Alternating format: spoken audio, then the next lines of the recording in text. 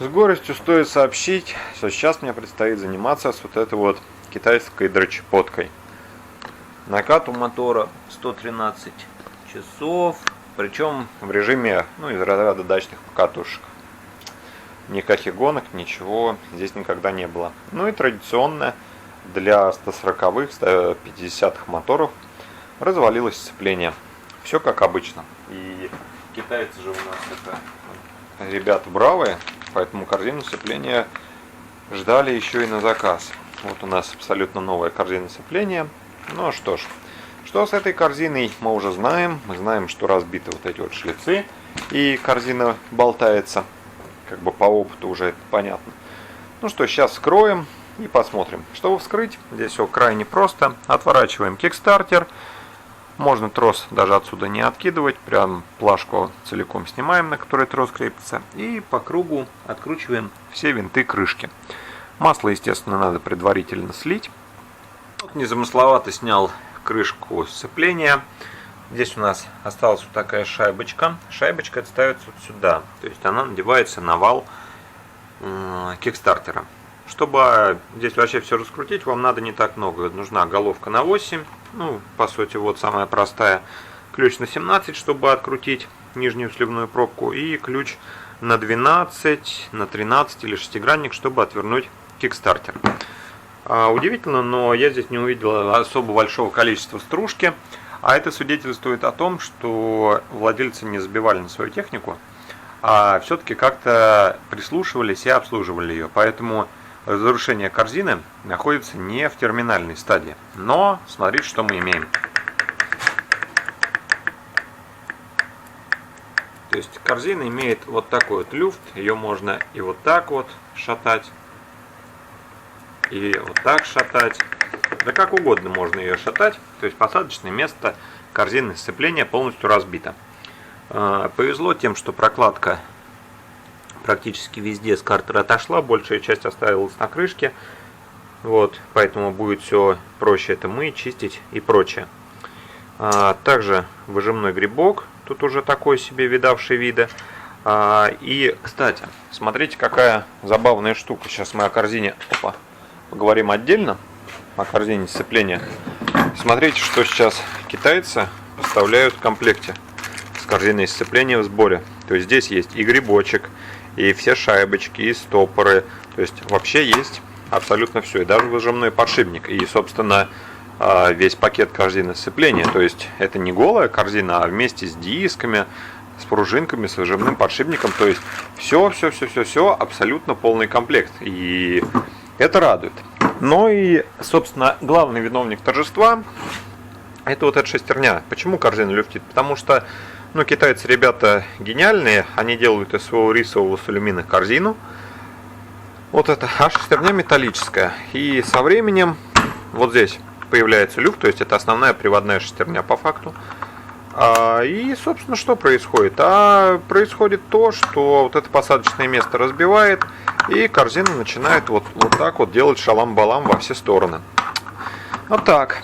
Ну и, собственно, лечить это можно только если вы гениальный токарь и у вас есть возможность сделать сюда металлическую, делать вставку, запрессовывать. То есть делать такие шлицы, но металлические, и впрессовывать вот эту вот втулку ремонтную сюда. Но обычно таким никто не обладает и просто меняет корзину сцепления. Раньше это стоило копейки, то сейчас это стоит уже далеко не копейка. Дальше. Для того, чтобы разобрать, тут вот есть такая вот замечательная гаечка, вам потребуется съемник под эти чудесные штучки. Потому что, гайки, потому что двухсторонний нужен. По той причине, что первым вы откручиваете корзину, а вторая гайка — это у вас центрифуга. И тут она большая должна быть, и вы это должны открутить тоже. То есть по-другому вы корзину не поменяете прям совсем никак. Далее смотрите, чтобы у вас вот эта вот штучка не протерялась. Вот тот штыречек, который здесь находится, потому что через него осуществляется подача масла в головку. Вот. То есть это центробежный фильтр, и через крышку у нас циркулирует масло и уходит вот сюда, вот в этот масляный канал, насколько я помню. Да, по-моему, вот сюда. Поэтому герметик тут тоже нельзя использовать. Можно только тоненький слой. положить, но ни в коем случае нельзя крышку сажать просто на голый герметик. Ну а сейчас потихоньку начинаем разбирать, я также по этапам буду показывать. Надо сейчас открутить 1, 2, 3, 4 винта под крестовую отвертку, делать это лучше сразу ударной отверткой, либо отверткой с хорошим шлицом. Ну а дальше уже сейчас все увидите. Крышечку этой самой, забыл как называется, центробежного фильтра. Вот так здесь все выглядит. Когда мотор загашен, и ему в крайней степени плохо, обычно здесь вот эти все полости забиты наглухо всяким шлаком. Здесь же такого нету, как бы не было странно. То есть вот даже практически намека есть. Есть чуть-чуть вот эта вот пыль, но ее количество прям минимально. Осторожны с прокладкой, потому что очень часто они не продаются, а без нее ставить нельзя, потому что, ну, соответственно, будет потеряна герметичность. Ну и вот обычный съемник, вот такой вот, как я и говорил, насаживается одной стороной, второй стороной, и вы срываете им гайки. По-другому сорвать гайки у вас едва ли получится без ударника, потому что вот на 200 ньютонов у меня ничего не получилось, на 300 сорвал. Значит, здесь идет гаечка, потом идет шайба, надписями и выпуклостью смотрит она на вас. По шлицам ставить абсолютно нет никакой разницы. Все это кладем в тарелочку, потому что все это будем замывать. Здесь у нас также идет шайбочка. Сейчас мы попробуем. Да, вот шайбочка. Да, гаечка. И снимаем корзину сцепления. Вот у нас барабан. Этот барабан в состоянии нового, я бы сказал. Вообще нет никаких к нему претензий. Далее идет у нас корзина с пакетом дисков сцепления. К ней тоже проблем нету, это выбрасывать не стоит. Дальше идет у нас шайбочка вот такая вот с фиксирующими усиками. Раньше ее было днем с огнем не сыщешь. И далее шестеренка, которую надо просто провернуть по шлицам, и она слезает. Ну и дальше вот мы наблюдаем вот этот вот замечательный люфт корзины сцепления. То есть здесь еще на самом деле все не так уж и плохо. Обычно здесь корзина болтается, ну, в смерть. Ну, что хотелось бы сказать. На самом деле владелец просто красавчик, потому что вовремя все это услышал. Шестерню уже невозможно от руки вытащить, потому что она... вот, возможно, все-таки. Шестерня, собственно, в нормальном состоянии. С ней все хорошо. А вот в самой корзине сцепления уже есть люфт. То есть вот эти вот канавки, они сбиты каждая по миллиметру, наверное. Ну и, собственно, из-за этого и появляется люфт, и появляется грохот. Кому интересно, у меня в Инстаграме, в ВК все это выкладывается. Ну, вобьете в поиске по стене, там, например, ВК Питбайк, и я думаю, вы увидите воочию. Я сделаю фото, как это должно быть на новом и как это здесь. Но на самом деле здесь еще совсем все это не критично. То есть обычно там, как я уже говорил, размолото все смерть. Больше вам, собственно, ничего демонтировать не надо. Можно еще попутно посмотреть фильтр грубой очистки, сеточку вытащить, раз уж мы сюда залезли. Ну и так осмотреть на предмет всякие шестерни, не шестерни. Но здесь у нас все в отличном, я бы сказал, состоянии. Мотор, ну, просто замечательный. Вот так. Собственно, сейчас все это помою и будем собирать. Ну что, все промыто, дефектовано и готов вынести вердикт. А вердикт таков, что это скорее профилактические работы, чем прям конкретный ремонт. Но все же. Значит, у нас посадка под шестерню разбита. Ну, то есть, сейчас покажу. Вот тут вот выработка. Вот так выглядит новая корзина, вот так старая. Но обычно здесь протачивают чуть ли не насквозь. Поэтому здесь на старой корзине я вклею на локтайт шестерню. И на новой корзине я тоже вклеивать его буду на локтайт. Но вот такой вот лютый. Так корзины живут намного дольше. Далее столы. Верхний в идеале. На нижнем есть прям еле заметные риски. Это говоря про старый. В остальном пружины одинаковые. Эти шестерни в идеале. Все в идеале. Подшипник выжимной также вклею на локтайт. Потому что он обычно вываливается. Вот даже вот в новой корзине он вывалился сам с собой. А еще в комплекте с новой корзиной есть вот такая шестерня. Ее нету в заводском исполнении. И, честно говоря, не знаю, откуда она. Но явно откуда-нибудь из нужного места. Ну, посмотрим. Все скорее какой-то стопор, конечно, это логично. Но вот какой и откуда, непонятно. Возможно, стопорит вот эту вот гайку. Ну и еще грибок. Старый грибок с каким-то пропилом. Вот он. Прям такая полосочка. Ну и какой-то он уже погрызленный, поэтому грибок установим новый. И вот, в принципе, если вовремя обслуживать, то ничего страшного с мотором не происходит, как не произошло здесь. Что касательно самого двигателя, то здесь все отмыл, поверхность обезжирил, соответственно, сюда сейчас накидываем все детали, устанавливаем новую прокладку и собираем. Наверное, покажу вам порядок сборки, но только вопросик вот этой шайбы не дает мне покоя. Я думаю, ничего критичного и серьезного не произойдет, если ее не поставить, потому что ее не было с завода здесь в принципе. Вот. Потом соберу, наверное, даже надо будет что-то там по карбюратору вопросики решить. Говорят, что типа глохнет, не глохнет, ну посмотрим. Вот. Ну и собственно что, сейчас все детали перемещу сюда и будем вместе с вами собирать. Ну что, давайте теперь постараемся по-быстренькому собрать корзину сцепления. Значит, тут мы видим красный герметоз, ну лактайт. Почему? Потому что, как я и говорил, шестерню я посадил на лактайт, дабы все это дольше служило. Так, теперь надо попасть корзиной, чтобы она села в свои пазы. А что-то она не горит желанием этого сделать. Почему? Почему корзина не садится в пазы? Упирается здесь? Или же корзина не подходит, как обычно? Нет, все есть. Дальше у нас идет вот эта вот шайбочка чудесная, контрящая. Раз. Дальше за ней вот эта вот шайбочка, которая у нас надевается и ее фиксирует. После нее идет, собственно, нижний стол корзины сцепления. И теперь, к сожалению, самая пора установить диски. Вот здесь, благо, они новые, и они худо-бедно, что называется, слиплись. Поэтому есть шанс просто вот так собрать пакет и туда его попытаться аккуратно вкинуть. В противном случае вам придется все это там собирать по одному, пытаться отцентровать. Отцентроваться оно не очень будет и хотеть. Ну вот, собственно, уже сейчас это происходит. Это в целом такая, мерзопакостная процедурка, я вам скажу. Но будем пытаться еще раз. И еще, то есть оно либо шлицы будут не совпадать вот здесь на корзине, либо сама корзина не будет совпадать.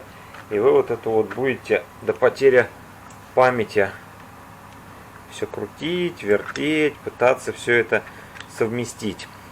Потому что в этом плане, конечно, все это, в крайней степени противно ставить. И надо все совместить, просто идеальнейше, чтобы оно собралось. В противном случае вы вот так вот будете сидеть, крутить, вертеть, а ничего происходить не будет. Вот как-то надо сейчас подкрутить вал, а что-то у меня и идеи нету, как его подкрутить, чтобы он четко сел по шлицам. И вот приходится вот так вот вручную все это раз за разом пытаться подогнать. Конечно, вот так можно сделать, но проблема в том, что теперь половина дисков уехала. Вот сейчас вроде бы да, вроде бы и нет. Теперь в нижний стол надо, чтобы все вошло, все совпадало. Самое главное, чтобы нижний стол вошел в нижний, потому что можно собрать сикость-накость на косяк, и корзина работать не будет. Так, установили, наконец-то. Можно сразу установить центробежный фильтр, потому что уже теперь ничего не мешает его установить на свое законное место. Не забываем, что под ним у нас стоит контрящая шайбочка. И вот до сих пор я не могу понять, откуда вот эта вот шайба и зачем она.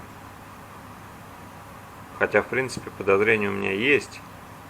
что ее ставят оттуда изнутри, и она обжимает между собой две эти, либо же, нет, все-таки она, наверное, ставится вот сюда и является контращей, только не очень понятно, зачем вся эта система, потому что здесь как бы идет сама по себе шайба, но, видимо, китайцы начали думать о людях, вероятнее всего. Вообще все это очень странно, даже неожиданно, я бы сказал, потому что, ну, по сути, это, да, дополнительная контршайба и ничто иначе. Можно обойтись и без нее, но ладно, раз уж она есть, почему бы ее не установить. Так, далее берем, вот честно говоря, сомнительно мне ее, все-таки не было ее с завода, и не нужна она здесь. Все и нормально будет держаться на обычной упругой шайбе, хотя соблазн поставить ее, конечно, очень велик, но она нам не нужна. Так что по-любому что-нибудь будет где-то будет задевать и т.д. и т.п. Так, теперь берем ударничек, вставляем в пазы. Ну давай, вставляйся в пазы-то. Во. И ударником закручиваем. Крутила я на 200 ньютонов, больше здесь в принципе не требуется, руками вы даже так здесь не закрутите. Так, дальше затягиваем центрифугу.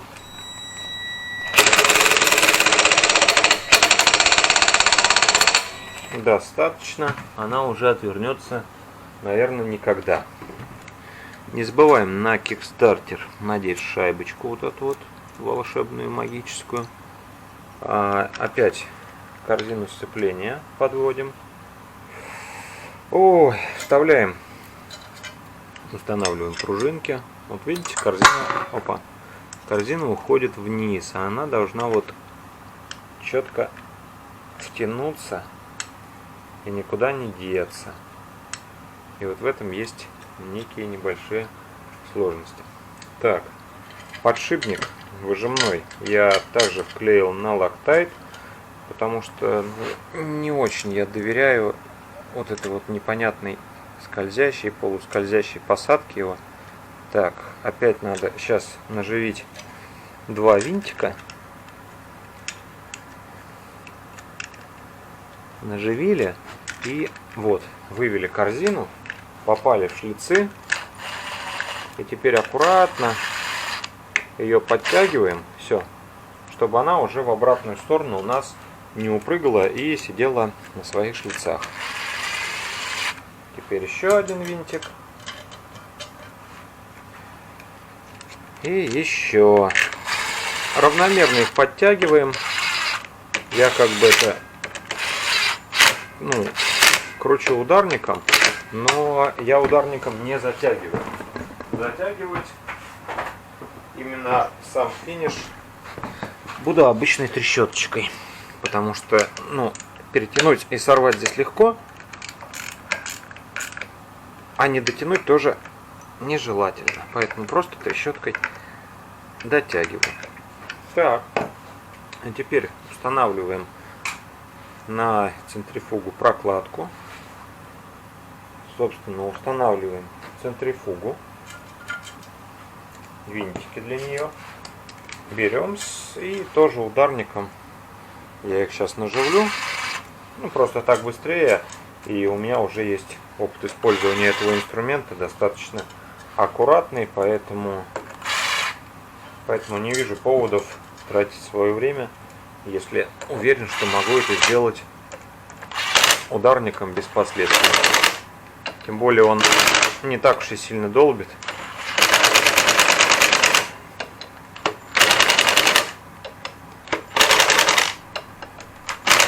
Вот, собственно, и все. Все собралось. Сейчас найду, где-то у меня затерялась новая прокладка. Я ее все-таки чуть-чуть смажу герметиком. Плоскости все почистил, но все равно не верю я этим китайским прокладкам. Я просто делаю тоненькую пленочку. Крышка, в свою очередь, вот она уже вычищена. И новый грибочек в ней также установлен. Вот у нас. И, кстати, выжиматься стало мягче, ну то есть нету никаких задиров. Так, ну что, сейчас остается найти прокладку. Ну, покажу ее, как я там ее чуть-чуть нанес на нее герметоз. Ну, точнее, не герметик я использую, а формователь прокладок. Это немножко другая вещь совершенно. Ну и вам это покажу сейчас. Вот у нас установлена прокладка. Как видим, никаких тон герметиков на ней нету. Просто равномерная тоненькая пленочка. Собственно, пришлепываем ее немножко и начинаем устанавливать крышку. Ой, ну и все винты. Сейчас, кстати, здесь потекло-то откуда? Защита картера. К слову об установке. Многие, не знаю зачем, но подписывают каждый винт откуда и т.д. и т.п. А у меня один лишь логичный вопрос: зачем вы это делаете? Просто дело в том, что винты, ну, вы можете ошибиться, если только вы не понимаете, что вы делаете. Так как винты при установке первичной, какой бы они длины не были, если вы попали всеми отверстиями правильно, ну, все винты в свои отверстия, то они должны все торчать на одинаковом расстоянии. Вот и все. То есть они должны выглядывать на одинаковое расстояние из крышки в тот момент, пока вы их еще не затянули. Сейчас можно, ну, точнее нужно прикрутить пластину, которая крепит у нас еще трос сцепления. Но трос сцепления сейчас надевать нельзя, по той причине, что крышка выдавит просто-напросто наружу через шток. А этого в данный момент времени не надо. В данный момент времени неплохо бы найти головку на 8, которую я, казалось бы, совсем недавно все откручивал, но она куда-то невероятным образом решила исчезнуть. Удивительно, странно, но что-то я нигде не наблюдаю. Ну ладно, возьмем короткую головку и просто начнем закручивать все винты, ну так, плюс-минус крест-накрест. Именно не затягивать, а просто подтягивать. Финальную затяжку всех винтов я буду выполнять уже непосредственно вручную и трещоткой, потому что сорвать здесь, ну, одно из самых простых занятий, которое может произойти, потому что рисовое качество картеров, ну, не отличается вообще совершенно никакой надежностью. Все их равномерно прокручиваем.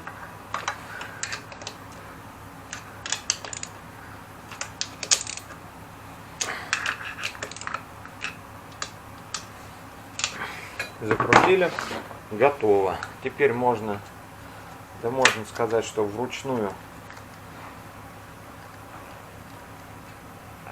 выжать сцепление и установить трос. Также готово. Остается теперь только установить